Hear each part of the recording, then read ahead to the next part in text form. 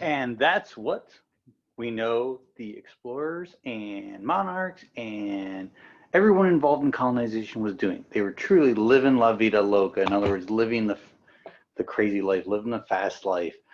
Welcome to our review of Unit 1. Unit 1, as we know, exploration, colonization, and exploitation. This video will review everything within Unit 1 and hopefully clear up anything that has you a little bit confused. So let's just start going. We have the video or the screen, the map as the world began. Remember, we went over different visuals of the map, and in this map we have Europe in the center because at this point in time Europe kind of thought that they were the center of the world. They were the ones who were traveling everywhere and documenting it and kind of writing history as they saw fit.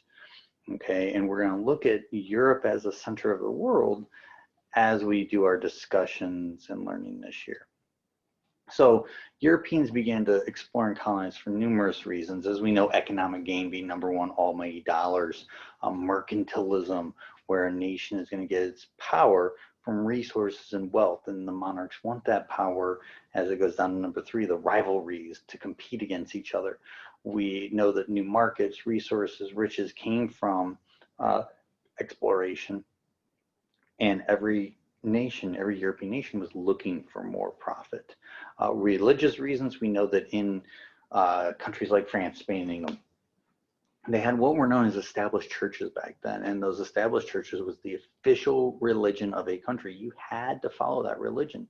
So if you didn't, you would be persecuted, whether it would be violently or laws created against you and your group, or just general harassment. So a lot of groups felt the need to leave, but they still wanted to be part of their country. You can be upset about parts of your country, but still appreciate what your country is all about. So this is where a lot of these persecuted religious groups are going to remove themselves and start anew, but under the same flag that their homeland is from. We're also going to see, in many cases, the countries try to spread their own religion. They believe that their religion was that important since it was the established church. The government and the ruler believed in it to its core, and they wanted that to be spread. So we have a map here of North and Central America, and what we're going to be seeing is where each of these countries settled on this map. This map, it is important to be able to understand where things are located for maps. So we see Spanish and French were the first two. We know with Spain it was the overinflated Christopher Columbus, 1492, sailing the ocean blue, not really discovering anything because the Chinese had landed in the West, Africans had landed in the West. Just not many people stayed and colonized and wrote about it and took advantage of the people there.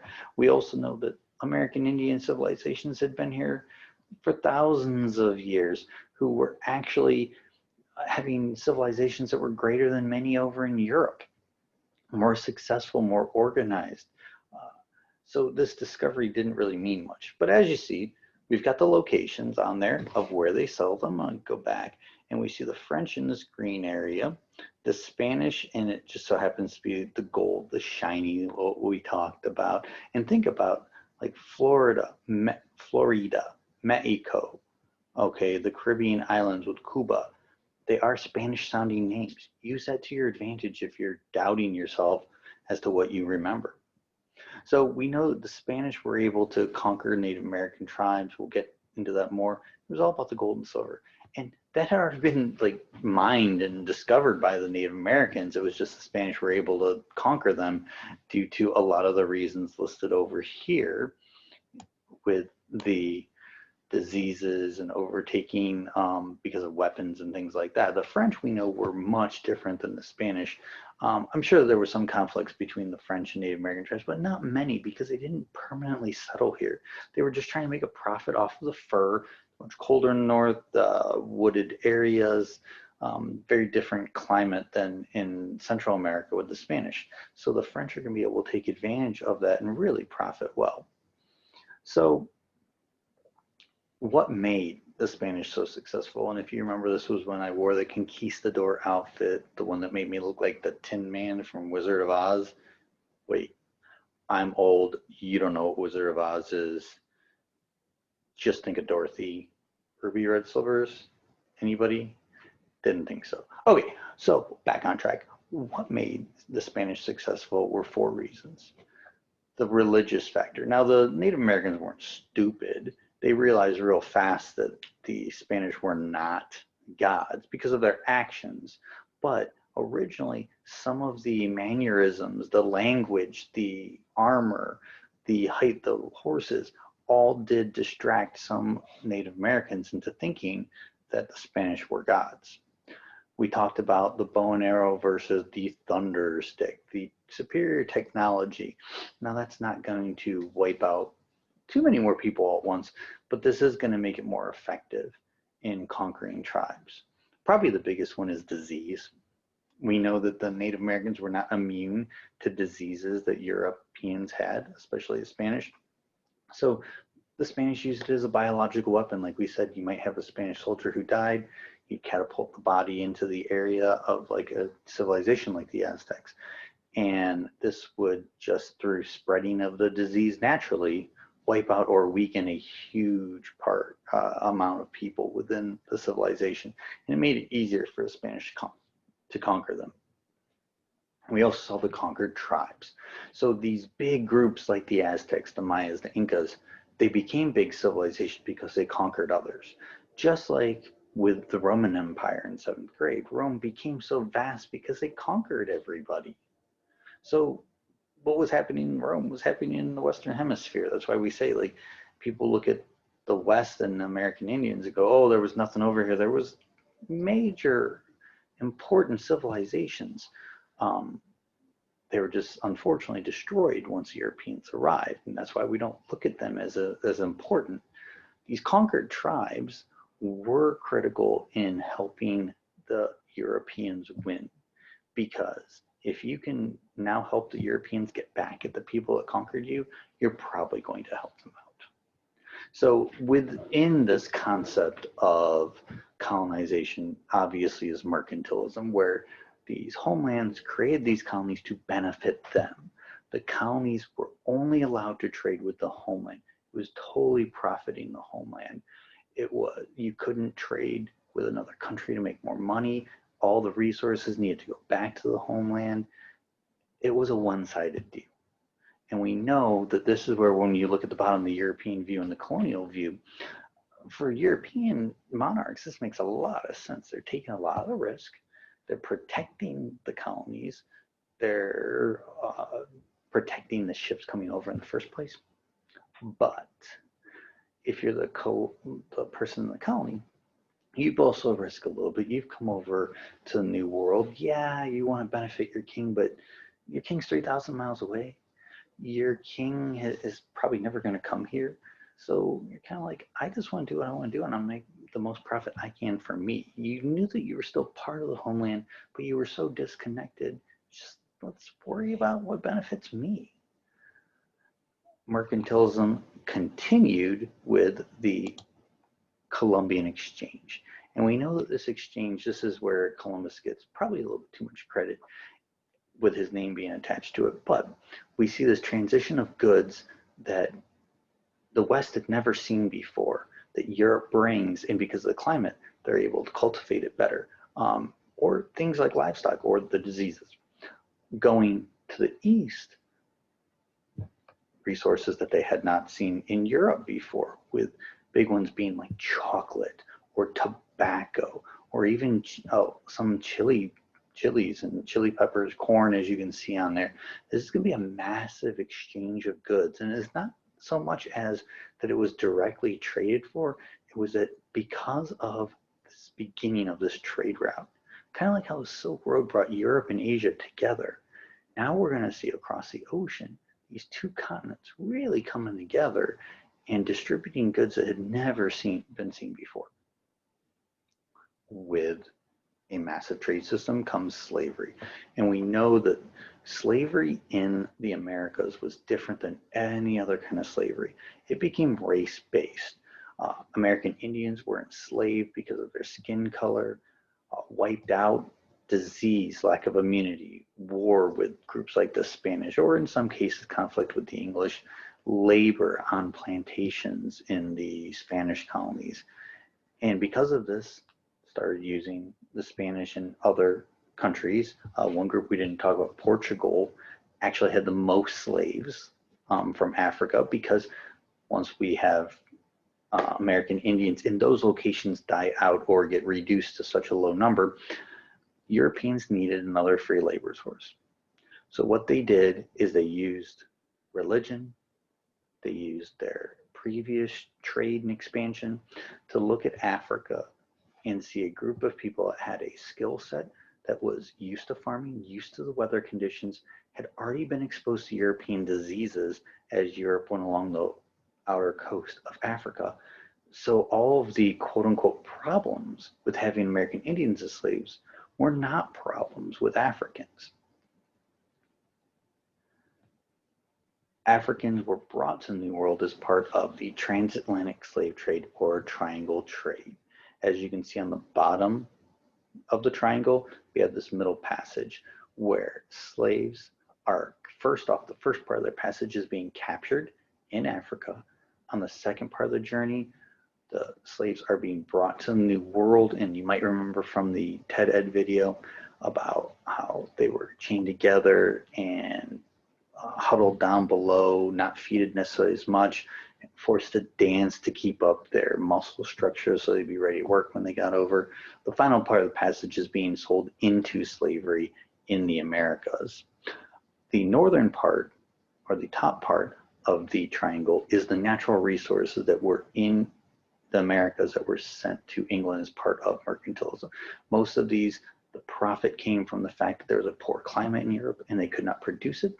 They would then take that raw product, turn it into a finished product through their manufacturing. So maybe like take the wood and turn it into fine furniture, send it back at a higher cost and make profit off the colonies a second time. This was a racket. This was a monopoly. Europe could really, these homelands could benefit significantly off of their colonies based off of the rules that they had created. The part of the triangle that goes from Europe to Africa is the part that, once again, is one that we don't have as much information on, but that's where African kings know they were not looking to have the slave trade, but they were looking to dominate just like Spain, France, and England were. These rivalries cause people to do things that may be just in their self-interest, may not be in their best interest of their people, or might be a short-term best interest, but not a long-term if you can't be a visionary and look that far ahead. So what happened was the European traders used the greed of African kings in some cases to go out and capture slaves for them to get guns, technology, finished products, things that they didn't have access to in Africa. And this fueled this trade. Now, had African kings not wanted to be involved, or once they did not want to be involved, Europeans just came in and took. This is what we call forced migration. And I think that's too nice of a term. Europeans basically ripped apart Africa and took whatever they wanted, whether it was resources, people, and it was solely to benefit their greed in other locations around the world. So, and this is where hopefully you've been looking at your learning targets as we go through this. We've seen the French and the Spanish arrive. We've seen positives and negatives, impacts on groups, consequences of the settlement. The English want to get involved. So looking at where the English settled in the the eastern side of the present day United States, hopefully you see the climate aspect. And we've gone over climate a lot. So you realize that in the north, it's obviously colder, shorter growing season. I hate that that's coming up. I'm sorry, guys. In the south, the yellow, the orange, the reddish, much warmer climate, longer growing season. So this is where you completed this chart. And we went over it. Mine's a little bit more detailed, but you see on the left the three regions of the English colonies. We kind of lumped the orange of the New England and purple of the middle colonies together. You're not going to need to remember all the details on the middle colonies, but as you see, very different settlement, whether it be religious up in New England with the Pilgrims and Puritans. In the middle, we have different countries like the Dutch. There were some French, Germans, but you also had religion for the Quakers in Pennsylvania.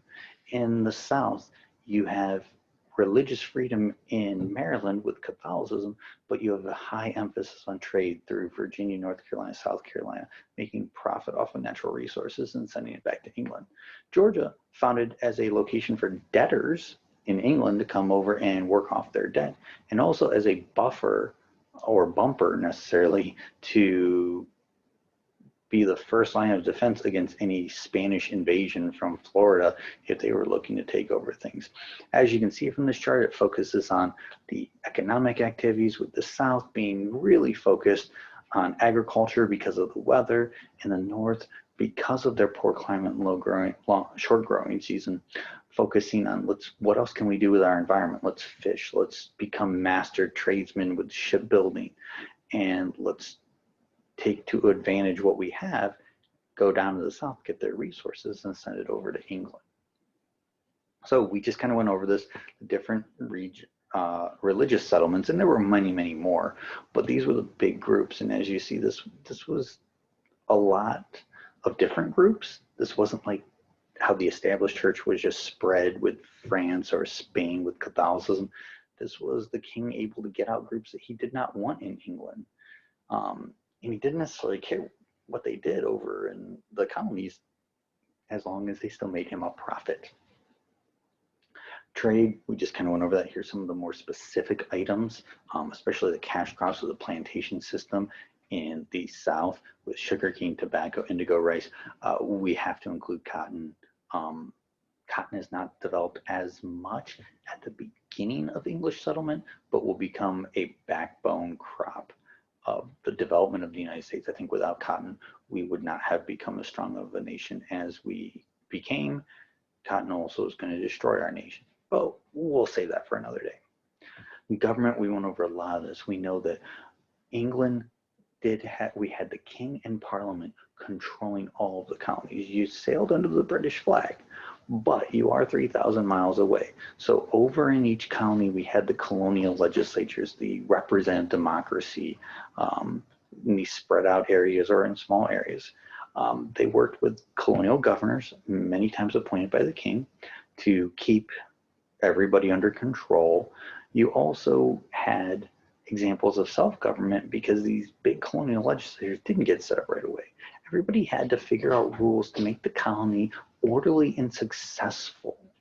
And that's something we don't think about because we walk in almost any situation in our lives and there's already some structure built up. But if you go home and mom and dad or whoever's in charge of you isn't there, are you going to set up rules or are you just going to do whatever you feel like? If you don't have a set in stone idea of what you should be doing, you might not be successful. You might not get the homework done. You might not get the chores done. And that's the same kind of thing with settlement. They realized they had to have a self-government, an accountability system to make them all successful. In the end, consequences, and remember, consequences can be good or bad. We think of consequences as bad, but that's not necessarily always the case. Europeans are going to be able to gain the access to these new markets. We're going to see a massive spread of goods that's going to benefit both halves of the world, okay? And this is going to really help out European markets. We're seeing a lot of groups able to gain religious freedom and escape persecution, save their lives, develop these utopias. These rivalries, though, are going to cause conflict.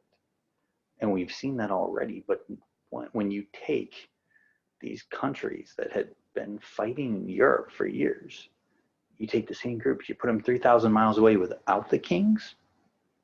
I wonder if there's going to be conflict. Of course there is, because they all want the resources, and that's going to lead into our next unit.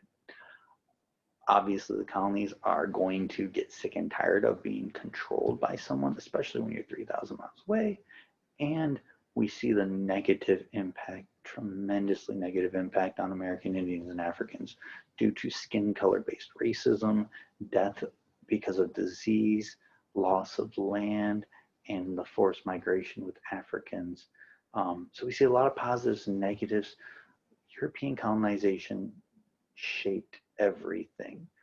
There isn't an area of the world that doesn't have some type of European influence because of the way that they felt they were in theory better and could shape civilizations to their mold.